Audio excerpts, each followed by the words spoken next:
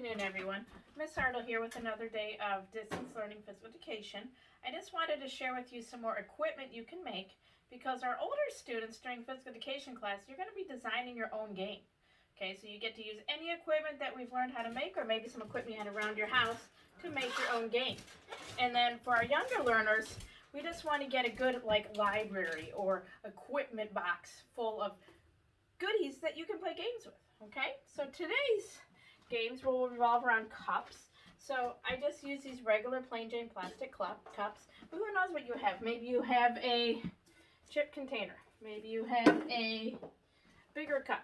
Doesn't matter. Whatever works, okay? I like this side because they're easy to grip. I have little hands, little baby-o hands. So a fun thing to do is to crinkle up a ball of paper and work on tossing and catching with your cup. And then you can make it harder by tossing and catching into another cup. Oh, I missed. And you can also use this to catch with, almost like you would a scoop that we've used in PE. So that's a fun way to do it. And remember, anytime we use balls, you can use your sock ball. That should be definitely in your equipment box, okay?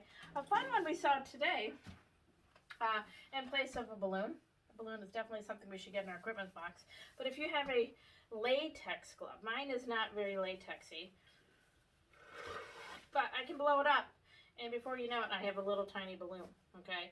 So this is super good for striking, throwing, catching, especially those of you that don't want to break anything in your house. This is a great one for that, okay? But most of you probably have real good latex gloves. All right, so this works really good for striking activities. Now, last week I showed you how to make a Frisbee.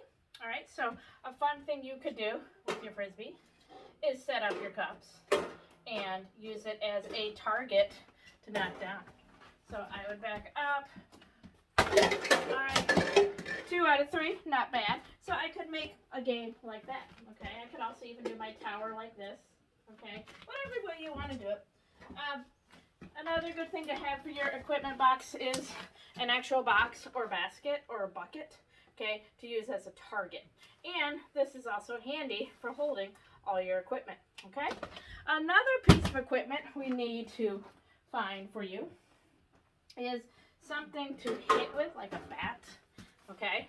So this is the inside of a large roll of aluminum foil.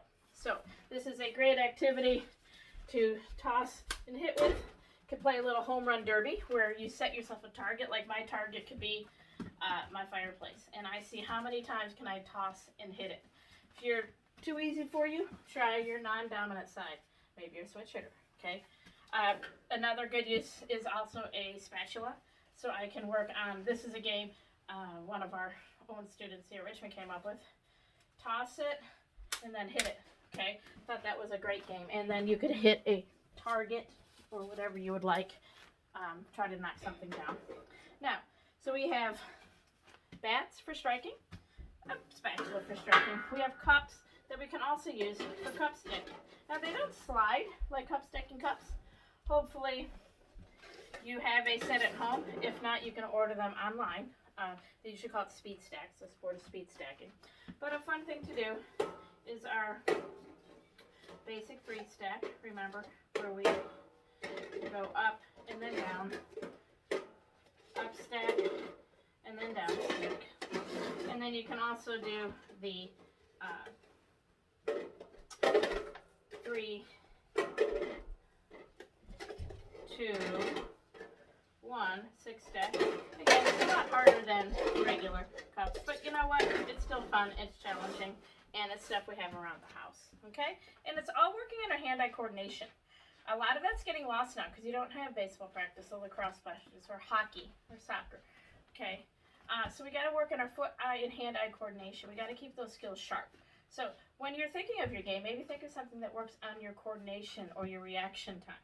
Another piece of equipment in my equipment box is I'm going to make another beanbag. Because this beanbag I made last week, I found it's too heavy for a lot of the activities. So I'm going to make a small beanbag, and then I'll add that to my collection.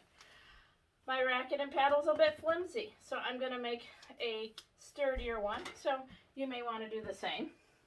I have a stuffed animal. These were working great for our striking and flipping activities. So I've got my stuffed animals. They can go into my game as well. maybe they could be a target, okay? Whatever you got. Ziploc bags. Remember, different sizes of Ziploc bags will make balloons as well. And don't forget your rhythm sticks. So remember, I had chopsticks, or you could use the paper towel rolls. So whatever works for you.